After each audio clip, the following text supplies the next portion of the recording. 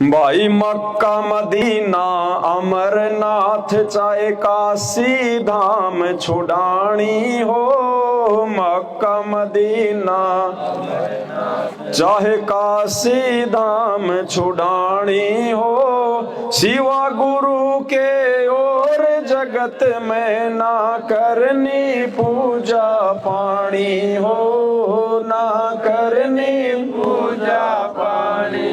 भाई घर छूटो या जग रूठो, चाहे रूठो ये संसारा हो, कौन सुने मेरी काल नगर में जय गुरु रूठ गया हमारा हो, गुरु रूठ गया हमारा हो। हमने किसी भी धाम पे नहीं जाना है, सबसे बड़ा धाम होता है अपने गुरु जी का धाम। सबसे बड़ा धाम है जहां पे पूर्ण परमात्मा की भक्ति होती है। तो भगत के घर से बढ़कर और जहां उस भगत का सतगुरु बैठा है शरीर रूप में, उससे बढ़कर और दुनिया में कोई भी धाम।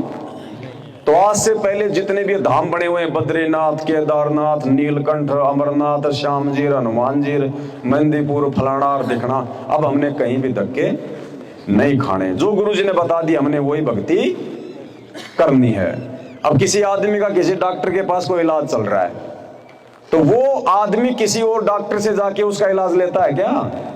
जब तक उसका इलाज चल रहा है वो किसी और की गोली दवाई, अगर किसी और की गोली दवाई ले ली या किसी के कोई कहने से अगर कोई फांकी वाकी मार ली, तो फिर शरीर में दिक्कत होनी शुरू हो जाएगी।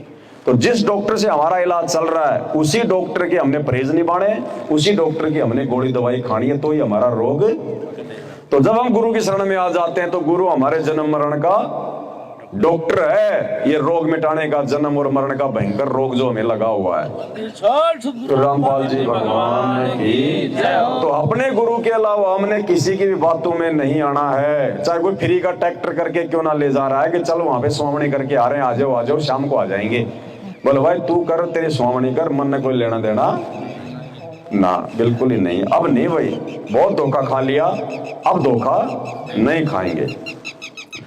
तो जैसे हमारे मुसलमान भाई मक्का मदीना में जाते हैं, तो खैर हम तो वहां जाते ही नहीं, हमें तो लेना देना नहीं है। फिर भी जैसे कोई मुसलमान भगत अगर नाम ले लेता है, ज्ञान समझ में आ जाता, तो उनके लिए है कि अब आपने मक्का या मदीना में हज के लिए या कोई भक्ति के लिए नहीं जाना है। अमरनाथ, केदारनाथ, बद्रीनाथ, हरिद्वार, मथुरा, काशी, बनारस, कहीं भी किसी भी धार्मिक स्थान पे अब हमने नहीं जाना, क्योंकि अब हमने देवों के देव महादेव मिल गए हैं। चाहे काशी धाम छुड़ानी हो, काशी, बनारस वगैरह, मथुरा, अयोध्या, जो मर्जी हो जाए।